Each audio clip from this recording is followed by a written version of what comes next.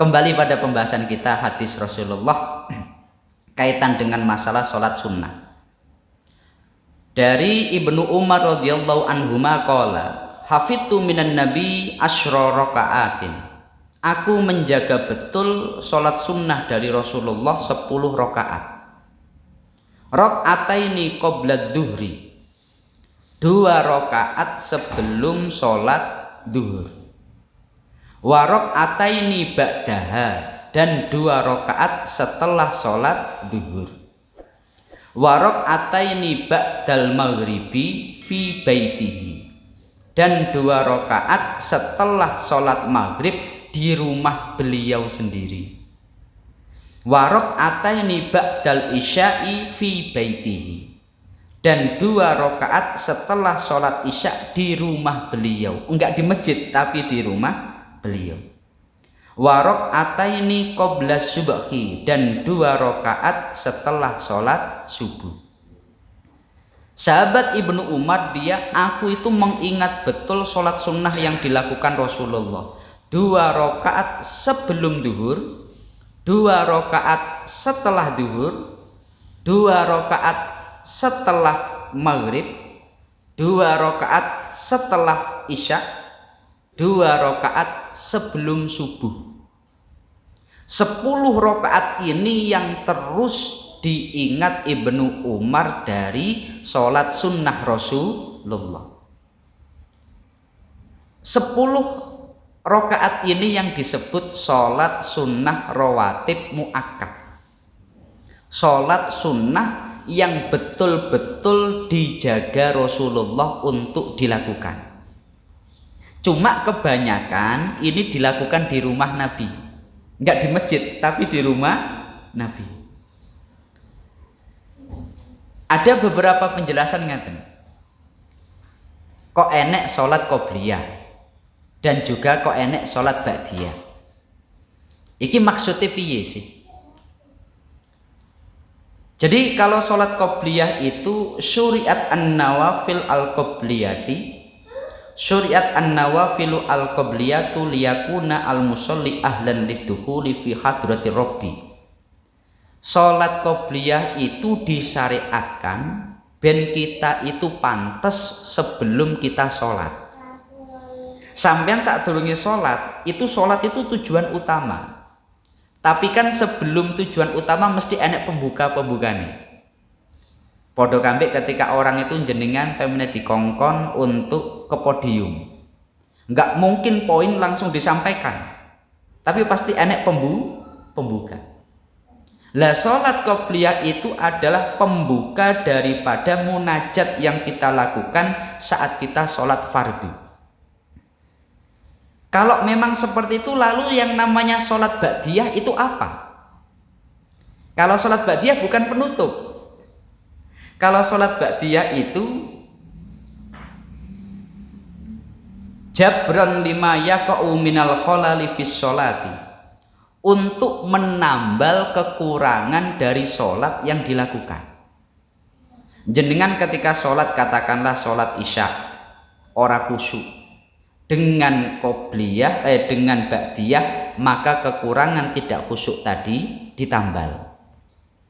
Jenengan sholat fardu mungkin wocone kurang pas, dengan adanya ba'diyah maka untuk menambal kekurangan sholat fardu. Makanya banyak ulama menyebutkan sholat qobliyah dan sholat ba'diyah itu seperti 2 sayap yang mengangkat atau membuat sholat fardu kita itu terbang ke atas. Lak pempene qobliyah tok tanpa enek ba'diyah pincang. Kalau ba'diyah tok tanpa adanya qobliyah juga pincang.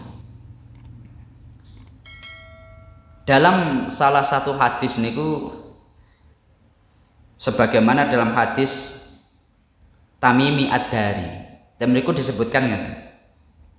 Awwalu ma yuhasabu bi al-abdu yaumal qiyamah sholatuhu. Sing pertama dihisab uwong di akhirat nanti niku sholate kita semua. Kita ketika nanti di yaumul mizan, hari timbangan, dino hisab, sing pertama dihisab itu didelok sholate dhisik.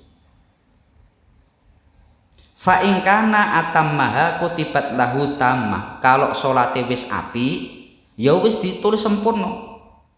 Wa illam yakun atammaha qala Allahu lil malaikati unduru hal tajiduna li abdi minat tatawwu fatakmiluna biha faridatahu. Kalau salate enek sing kurang, baru Allah berfirman pada malaikat, malaikat delokon wong kuwi. Kira-kira salat sunnah piye? Bila dia melaksanakan salat sunnah, maka jadikan itu sebagai penyempurna dari kekurangan salat fardu. Jadi salat sunnah yang kita lakukan itu sebagai penyempurna. Tapi repotnya wong kadang malah jangankan salat sunnah, salat fardune kadang bolong. Lah ini repot lah wis kayak gini. Apa sing ditembel wong salat fardune bolong? Itu yang pertama nanti dihitung amal kita ya. Sakdurunge zakat, sakdurunge puasa, sakdurunge yang lain, salat itu yang pertama dihitung.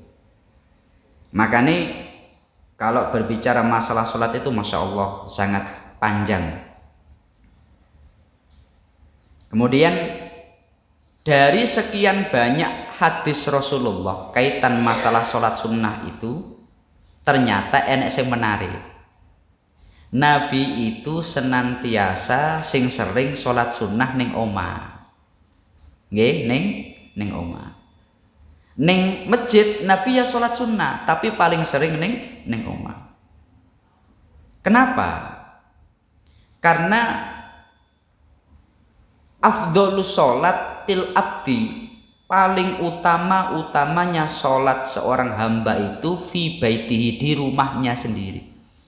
Illal maktubat, kecuali sholat fardu, maka iki dilakukan berjamaah di masjid.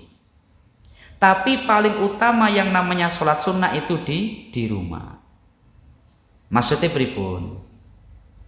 Melalui kesempatan ini Rasulullah itu beliau ning masjid sholat, ning omah juga sholat. Beliau ning masjid itu sholat berjamaah, tapi ning omah beliau sholat sunnah.